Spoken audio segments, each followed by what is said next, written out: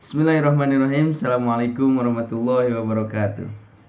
Innal hamdalillah nahmaduhu wa nasta'inu wa nastaghfiruh wa na'udzu billahi min shururi anfusina wa min sayyiati a'malina may yahdihillahu fala mudilla lahu wa may yudlilhu fala hadiyalah. Asyhadu an la ilaha illallah wa asyhadu anna Muhammadar Rasulullah alladzi la nabiyya ba'da. Pertama-tama dan yang paling utama marilah kita panjatkan puja-puji beserta syukur kita kehadirat Allah Subhanahu wa taala yang telah memberikan kita beribu-ribu nikmat, berjuta-juta nikmat. Bahkan kalau kita menghitung-hitung nikmat Allah, kita tidak akan bisa menghitungnya. Sehingga kita bisa berkumpul di tempat yang insya Allah penuh barokah ini. Tak lupa salawat bertautan dengan salam semoga tetap terlimpah curahkan kepada baginda besar kita, yakni Habibana wa Nabiyyana wa Maulana Muhammad sallallahu alaihi wasallam, yang telah membawa kita dari zaman kegelapan hingga zaman yang terang benderang dengan keilmuan. Baik, di sini kami dari kelompok 10 mata kuliah Computational Thinking akan mencoba mempresentasikan dan memaparkan materi tentang bab waris. Di sini saya akan membacakan dulu pengertian waris. Waris dalam Islam sendiri diartikan sebagai sebuah aturan yang memang dibuat untuk mengatur berbagai hal mengenai pengalihan atau perpindahan sejumlah harta seseorang yang sudah meninggal dunia kepada keluarga atau orang lain yang sudah disebutkan sebagai ahli waris oleh si pemilik harta. Hukum waris dalam Islam termasuk sangat lengkap sehingga bisa dijadikan suatu dasar hukum dalam pembagian harta tersebut. Contohnya mengatur siapa saja yang akan menjadi ahli waris, jenis harta warisan, sampai berapa banyak jumlah bagian para ahli waris. Mungkin cukup sekian dari saya. Wabillahi taufiq wal hidayah. Wassalamualaikum warahmatullahi wabarakatuh. Rukun dan syarat pembagian warisan. Syarat seseorang berhak mendapatkan warisan: yang pertama, matinya orang yang mewariskan; yang kedua, hidupnya orang yang mewarisi; yang ketiga, terdapat hubungan ahli waris dengan si mayit; yang terakhir, satu alasan yang menetapkan seseorang bisa mendapatkan warisan secara rinci. Adapun rukun waris, yang pertama, adanya orang yang mewariskan; yang kedua, adanya orang yang mewarisi; dan yang ketiga, pusaka yang diwarisi.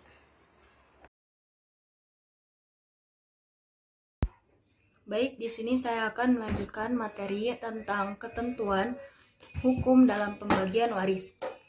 Di Indonesia, pembagian waris dapat mengacu kepada salah satu dari 3 ketentuan hukum, yaitu hukum Islam, hukum perdata, dan hukum adat.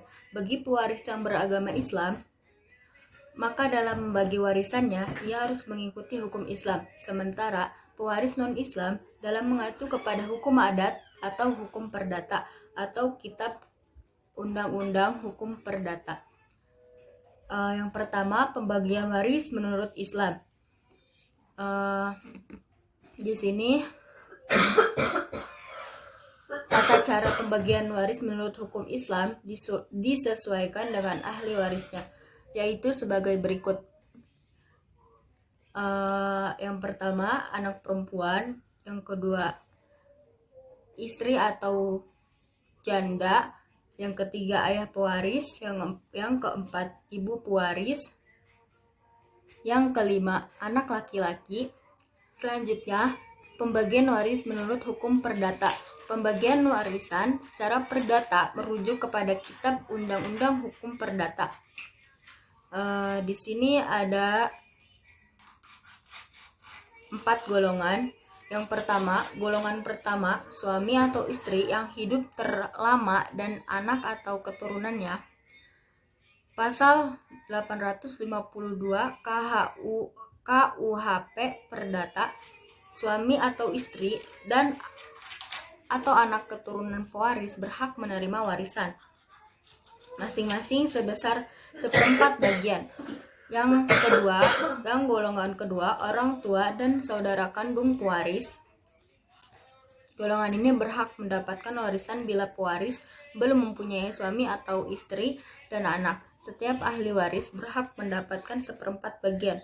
Orang tua tidak boleh mendapatkan warisan kurang dari 1/4 bagian. Golongan ketiga, keluarga dalam garis lurus ke atas sesudah bapak dan ibu pewaris. Golongan ini berhak mendapatkan warisan bila pewaris tidak mempunyai saudara kandung. Pihak-pihak yang termasuk golongan ini misalnya kakek dan nenek dari ayah dan ibu pewaris. Golongan Golongan keempat, paman dan bibi pewaris, baik dari pihak bapak maupun dari pihak ibu. Keturunan paman dan bibi sampai derajat ke-6 dihitung dari pewaris, saudara dari kakek dan nenek beserta keturunannya sampai derajat ke-6 dihitung dari pewaris.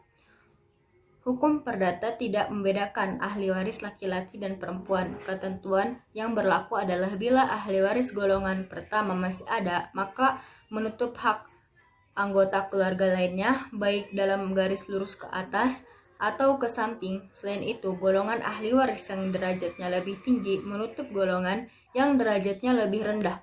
Pembagian warisan adalah proses yang tidak sederhana. Bila terjadi sengketa dalam proses ini, penyelesaiannya dilakukan melalui pengadilan negeri. Sekian dari materi yang saya sampaikan. Assalamualaikum warahmatullahi wabarakatuh. Perkenalkan, nama saya Dista Cahyani Putri dengan NIM 12120202220 dari jurusan Pendidikan Agama Islam kelas 1F. Di sini saya akan memaparkan atau menjelaskan tentang pembagian harta warisan sederhana yang diaplikasikan dalam aplikasi Microsoft Excel. Baik, di sini saya akan memaparkan materi terakhir yang berjudul model perhitungan pembagian waris, dilanjutkan dengan mempraktekkan soal pembagian waris yang telah dipaparkan dalam makalah sebelumnya. Ada beberapa istilah yang harus kita ketahui sebelum melakukan pembagian waris. Yang pertama, ada yang disebut asal masalah. Yang dimaksud dengan asal masalah adalah bilangan terkecil yang darinya bisa didapatkan bagian masing-masing ahli waris secara benar, tanpa adanya perpecahan. Yang kedua, ada yang disebut adadun ru'us. Adalah bilangan yang dihitung berdasarkan jumlah kepala atau kuantiti, karena jumlah bagian ini tidak disebutkan dengan pasti, dan hal ini yang dijadikan sebagai pedoman dalam menentukan asal masalah. Kemudian yang ketiga, ada yang disebut siham. Siham adalah nilai yang diperoleh dari hasil kali antara asal masalah dan bagian pasti seseorang ahli waris yang sudah ditentukan dalam Al-Quran. Kemudian yang terakhir ada yang disebut majmu siham. Majmu siham adalah jumlah keseluruhan siham.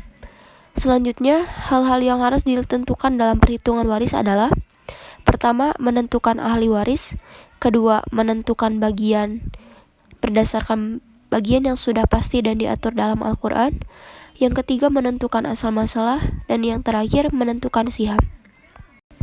Seperti yang sudah terlihat dalam layar, di sini saya sudah membuat tabel perhitungan pembagian waris yang disesuaikan dengan soal yang berada di dalam makalah. Dalam soal tersebut, ada seorang perempuan meninggal dunia dengan ahli waris seorang suami, seorang ibu, dan seorang anak laki-laki. Harta yang ditinggalkan sebesar Rp 120 juta. Dan maka penghitungan warisnya adalah: di sini saya sudah membuat tabel perhitungan pembagian waris yang disesuaikan dengan soal yang ada di dalam makalah. Di sini suami mendapatkan 1/4 bagian, kemudian ibu mendapatkan 1/6 bagian, dan anak mendapatkan sisa atau asobah. Asal masalah adalah 12 karena habis dibagi penyebut 4 dan penyebut 6. Jadi di sini dituliskan 1/4 dikali 12 hasilnya 3, kemudian 1/6 dikali 12 hasilnya menjadi 2, dan anak mendapatkan asobah atau sisa dari perhitungan yang tadi, yakni 12 adalah asal masalahnya, kemudian 3 dan 2 ini dari perhitungan di atas tadi. 12 dikurangi 3 dan dikurangi 2 hasilnya menjadi 7. Jadi si anak ini mendapatkan 7 bagian dikarenakan sisa dari bagian-bagian suami dan ibu yang di atas. Kemudian bisa dituliskan sebagai berikut, di sampingnya ada 3 bagiannya, 2 dan 7. Hasil ini dikalikan pula dengan harta warisan yang dipunyai atau dimiliki oleh almarhum. Harta yang tadi ditinggalkan oleh almarhumah adalah sebesar 120 juta, kemudian dibagi 12 majmu' siham, sehingga hasil akhirnya adalah 10 juta. Uang 10 juta di sini kemudian dikalikan dengan bagian masing-masing. Yang pertama, kita boleh ketik sama dengan di sana. Kemudian kita klik bagian suami 3, kemudian kita ketik lagi tanda bintang, lalu klik angka 10 jutanya, kemudian kita tekan enter. Begitupun seterusnya. Adapun jika kita ingin lebih instan, kita bisa tinggal menarik titik di sebelah kanan ya, di pojok kanan bawahnya ke bawah saja. Seperti ini. Mohon maaf ada kekeliruan. Seharusnya di atas ya. Jadi kita tarik saja titiknya ke bawah, nanti otomatis akan ada jumlahnya seperti ini. Kemudian untuk menjumlahkan total semuanya harus benar-benar berjumlah 120 juta, maka kita akan menambahkan semua total harta warisannya yang sudah dibagikannya tersebut. Kita ketik sama dengan di sini, kemudian kita klik angka 30 juta, kemudian ketik tanda tambah, kemudian klik lagi di bawahnya, klik tambah lagi, klik lagi sampai akhir, kemudian kita ke menu auto sum. Akan otomatis menjumlahkan sendiri semuanya. Dengan demikian, harta warisan sebesar 120 juta habis terbagi kepada ahli waris. Sebagai catatan, perhitungan pembagian waris dapat dilaksanakan setelah dijalankan wasiat dan dibayarkan hutang-hutang almarhum atau almarhumah. Mungkin hanya itu saja yang dapat saya paparkan. Kurang dan lebihnya mohon dimaafkan dan mohon dimaklumi barangkali ada salah satu kesalahan atau kekeliruan dalam penyampaian materi ini. Wabillahi taufiq wal hidayah. Wassalamualaikum warahmatullahi wabarakatuh.